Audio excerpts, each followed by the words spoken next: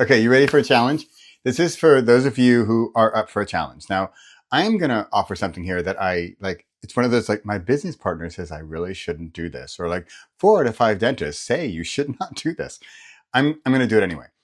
Here we go. I'll put a link down below. I've been in Toastmasters. I've been president of Toastmasters twice, and I've been in Toastmasters for years, which is very structured, right? Very structured speaking, organized, beginning, middle, end, all that. I've done improv comedy, which is like the opposite, right? Total chaos, off on the fly, winging it. Let's go. Let's see what happens. Go for it. Right? Crazy time. Then I've done stand-up comedy, which is weirdly much more structured than I realized. And I actually found stand-up comedy the hardest of the three. So what have I done? In Toastmasters, a big element of Toastmasters is the evaluation. And what happens is there's a talk, there's a speech, and then there's a live evaluator who, after the speech, then evaluates the speech. And it's all very structured in Toastmasters is Toastmasters. It's like the post office or the DMV. It's very structured and bureaucratic and stuff. And me, Mr. like improv wacky guy, like I think, well, that's way too much structure. But then I'm a firm believer in constraint creates creativity. So if I give you these guidelines to use, then ideally that really will allow you to create even more, frankly. So here's my crazy offer, and I'm probably going to regret this. It is currently, September 30th, 2025, right? And I'm just uploading this course for Author Nation, this mini course here for Author Nation. And here's the like weird thing is that I think that the author community is so cooperative and collaborative and helping and altruistic. And maybe I just see like the Goldilocks unicorn rainbow side of things, but I don't know. I tend to like that I like that aspect. It's one reason I'm still in this community because of that. So here's my offer. I can do a quick video review. I'll share a link to show you what I do. But just to tell you, you send me a little video.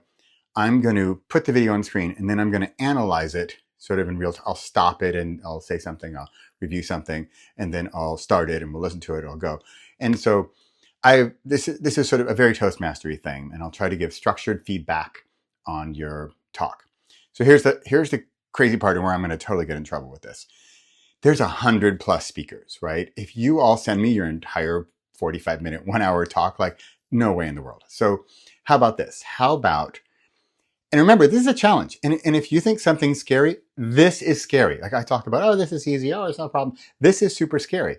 You are sending something that is in a weird way, very private, right? Like, no, this is my talk. Has to be a masterpiece. Right. I get that. And yet, do you want like your first review to be on the live stage, the real thing? Or do you want it from me or from others to get you some feedback to make that end result even better? That's sort of the deal, right? And as much as we want, remember I talked about perfection a lot in the course, right? And that's not what we're striving for. We're striving for, practice is perfection. Practice is perfect. So here's the deal.